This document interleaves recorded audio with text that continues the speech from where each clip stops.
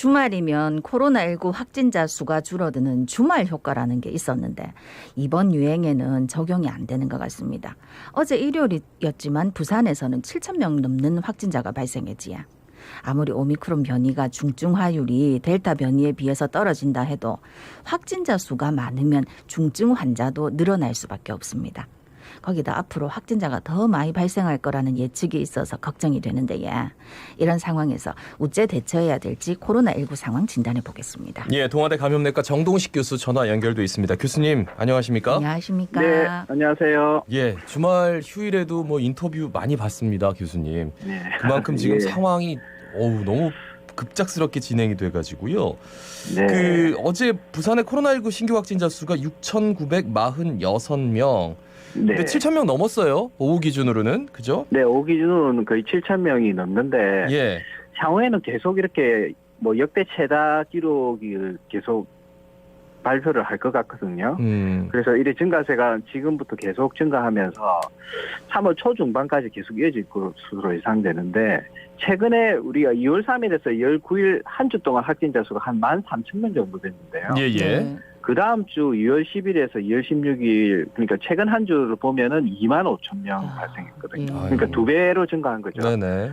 그래서 최근 하루 6,000명 계속 발생하고 있었고, 어제도 오후 2시 기준으로는 벌써 7,000명이 넘어서 아마 이번 주에는 하루 10,000명 이상 신규 확진자가 발생하지 않을까 예측이 됩니다. 네네. 근데 이제 부산에 보니까 기존에 네. 집단 감염이 발생한 요양병원 같은 시설에서 이 추가 확진자가 계속 발생하고 있더라고요. 네. 그게 부산뿐만 아니고 지금 전국적으로 그 비슷한 경향으로 발생이 되고 있는데요. 예, 예. 이 3차 접종이 사실 요양병원에서 지난해 10월부터 시작했거든요.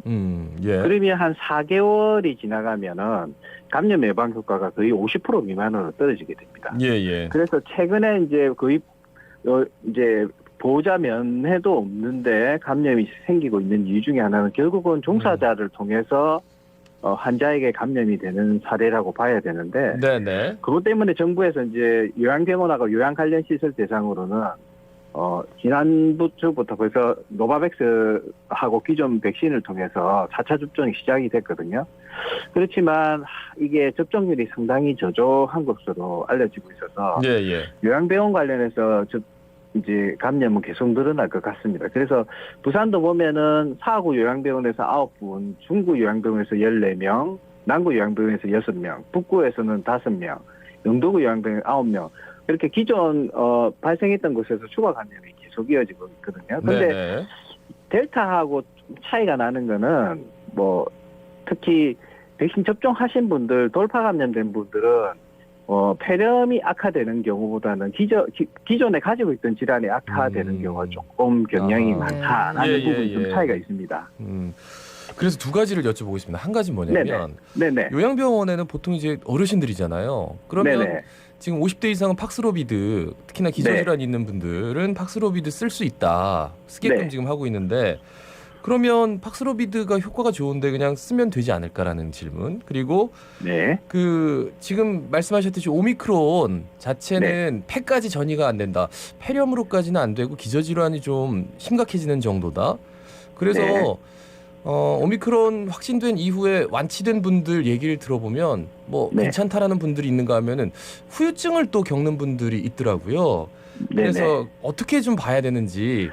네, 이게 우리가 오미크론이 절대 독감 수준은 아니거든요. 독감보다도 사망률도 2배 정도 높고 또 독감의 증상도 상당히 이제 온몸에 이제 감기 몸살 증상에 여러 가지 증상들이 악화되는 것처럼 예, 오미크론도 마찬가지일 수 있는데 단 우리가 백신 접종을 3차 접종으로 완료한 분들은 독감보다 증상이 좀 경미할 수 있는 가능성이 좀 높아지는 거죠. 그런데 접종을 안 하신 젊은 분들이나 이런 분들 중에는 상당히 심한 증상을 호소할 수가 있습니다. 그리고 요양병원에 계신 분들이 우리가 이제 확진이 되면 바로 투여는 할 수 없습니다. 팍스로비드를. 팍스로비드는 우리가 증상이 5일 이내 있는 경우 그런 경우 이제 팍스로비드를 투여하게 되고요. 그리고 이제 대부분이 상기도 감염 쪽에 있어서 목 통증, 목 감기 증상 이게 많지만은 일부에서는 이런 고령층에서나 아니면 또 백신 미접종한 군에서나 이런 군에서 델타 변이 바이러스 유행 때와 비슷한 폐렴이 악화되는 경우도 있습니다. 네. 예. 그래서 저는 제일 걱정하는 게 특히 고령층이나 기저질환이 있는 분 중에서 백신을 접종하지 않으신 분들은 상당히 걱정이 되거든요. 그래서 이제 그런 분들은 백신 1, 2차 하다가 부작용이 너무 심해서 접종을 못 하신 분도 있으면 꼭 노바백스를 네. 빨리 접종을 하셔야 됩니다. 네. 예. 뭐 질문 중에 얘기가 나왔기 때문에 그 요양병원에서 고령자들이 이제 확진이 돼도 5일 안에 그 증상이 나타나야지 먹는 치료도 처방한다고 하셨다 아닙니까? 네네네. 근데 그게 이제 오늘부터 좀 확대가 된다던데 그 내용 좀 짚어주시지. 예, 맞습니다. 지금까지는 50대 기저질환까지였는데, 네네. 오늘부터는 60세 이상 연령군이나 50대하고 40대에서까지 기저질환이 있는 분들이 이게 팍스로비드를 처방을 받을 수가 있습니다. 예. 근데 예. 이제 기저질환이 뭐냐라고 네. 이제 궁금하신데, 보통 우리 당뇨 고혈압을 포함해서 심혈관 질환이 있거나 또 우리 천식을 포함해서 만성 폐질환이 있거나 또는 만성 신질환, 콩팥 질환이 있거나 또 암이 있거나 심지어는 우리가 비만이 있는 경우도 가능합니다. 그리고 면역 저하자도 이런 기저질환으로 정의하고 있거든요. 예. 예. 비만이 있는 경우에 상당히 중증 유행이 많다는 연구 결과들이 상당히 많이 나와서 BMI가 한 25 이상 비만이 있는 경우는 바로 이 팍스로비드, 특히 증상이 있는 경우에는 팍스로비드 처방을 받을 수가 있습니다. 네. 그만큼 팍스로비드가 현장에 많이 보급될 수 있을 만큼 물량을 확보했다라는 반증일 수도 있겠네요. 그죠? 이제 확보를 계속하고 있는데 아직 이게 워낙 여러 군데 처방을 위해서 이제 분산되다 보니까 네네. 어떤 곳은 조금 이제 남아 있는 경우가 있고 어떤 곳은 부족해서 저희 같은 경우는 많이 쓰다 보니까 다른 병원에 남아 있는 약들을 많이 좀 빌려와서 저희들이 사용하고 있는 상황이에요.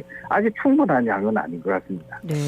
그래요. 우리나라 전체 신규 확진자 사흘째 10만 명대 기록하고 있습니다. 네, 그러니까 PCR 검사 같은 경우에는 좀 제한적으로 실시하고 있어가지고 네, 그러니까 개중에는 그런 생각하실 것 같아요. 야 실제 감염자는 그럼 더 많겠다. 왜냐하면 신속 항원 검사 어떻게 찌르냐에 따라서 이게 약간 왜곡이 될 수도 있다. 이런 얘기를 들으면 말이죠. 네, 네. 조금 이런 부분은 좀 겁나가지고 어떻게 말씀해 네. 주시겠습니까? 저는 아마 10만 명이 아니고 한 15만에서 20만으로 더 2배가 되지 않을까라는 생각도 드는데요. 네.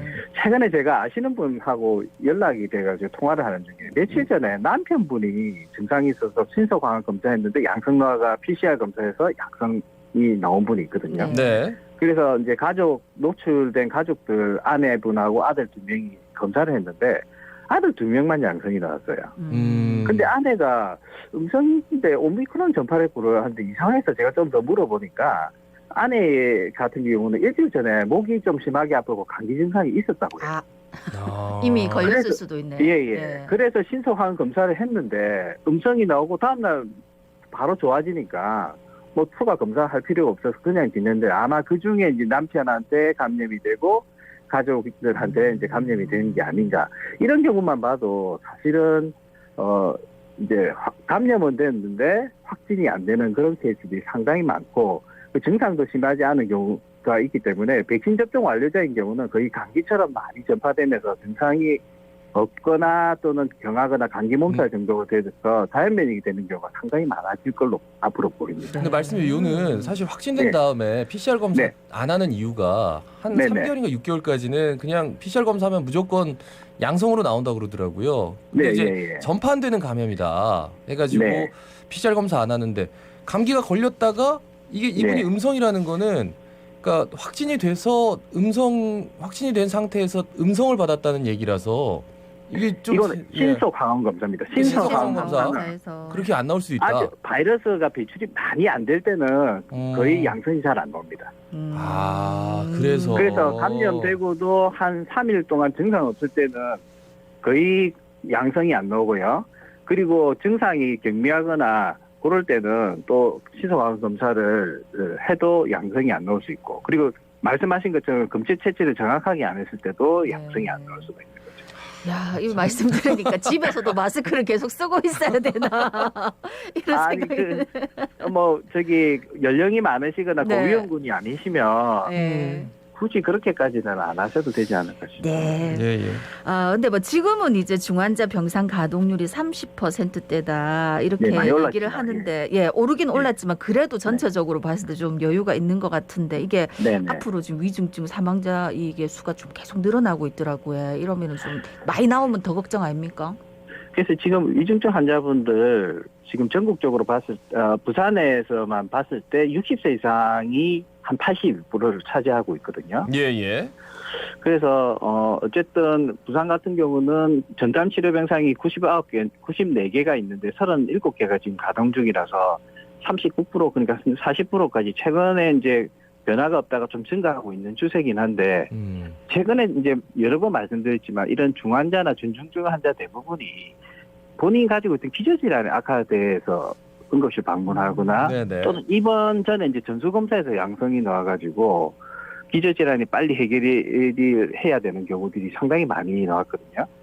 그래서 델타 변이 유행 때하고 조금 다르게 이런 기저질환을 빨리 해결이 되면 중증병상에서 나올 수 있도록 하는 부분에서 상당히 병상 회전율을 빠르게 할 수 있을 것 같은 예측이 좀 들고는 있습니다. 그래서 그리고 또 일부 최근에 이제 사망자들이 조금 계속 느는 보고가 있는데 네네. 이런 경우들도 대개 보면 폐렴보다는 기저질환이 너무 악화됐는데 연령이 뭐 89세라든지 고령이라든지 이래 돼서 이제 연명 치료를 포기하는 사례로 사망하는 사례도 조금 늘고는 있어서 이게 해석을 잘 해봐야 될 것 같습니다. 우리가 코로나가 없을 때도 이런 고령층이나 기저질환이 악화된 경우에 네. 사망한 사례들이 계속 있었는데 이게 이제 그 코로나가 이제 확인해 보니까 감염이 되어 있다는 걸로 인해서 사망이 지금 코로나로 연관해서 사망으로 처리되는 경우들이 늘고 있기 때문에 네네네. 이런 부분도 잘 해석해야 될 것 같습니다. 네. 자, 그럼 그리고 이제 재택 치료 얘기를 좀 해야 될 것 같습니다. 재택 치료 네. 중이신 분들 이제 네. 좀 동네 병원, 지정 병원이 좀 늘어났다고 예, 상담할 많이 수 늘고 있는. 있습니다. 네. 근데 그 병원 상담할 때 꼭 말해야 되는 것 그리고 물어봐야 하는 것 뭐 어떤 게 있을까요? 일단은 먼저 그 본인이 어떤 증상이 있는지 그리고 특히 이제 본인이 뭐 치료받고 있는 기저질환이 있으면 그것을 꼭 말씀해 주셔야 되고요. 네. 특히 이제 재택 치료 중에 집중 관리 대상군 같은 경우는 60세 이상이거나 40, 50대 기저질환이 있는 부분은 아마 이제 보건소에서 지정한 의료진이 하루에 2번씩 뭐 미터링을 하고 있기 때문에 예, 예. 그분들이 혹시 증상이 생기면 그 기저질환에 대해서 이야기를 하시고 복용하고 있는 약 이름을 확인해서 알려주셔야지 바로 팍스로비드 처방하는 데 도움이 됩니다. 물론 우리가 DUR 시스템으로 병원에서도 확인이 가능하니까 너무 걱정 안 하셔도 됩니다. 예, 네. 말씀 잘 들었습니다. 고맙습니다. 고맙습니다. 예, 수고하십시오. 네, 지금까지 동아대 감염내과 정동식 교수였습니다.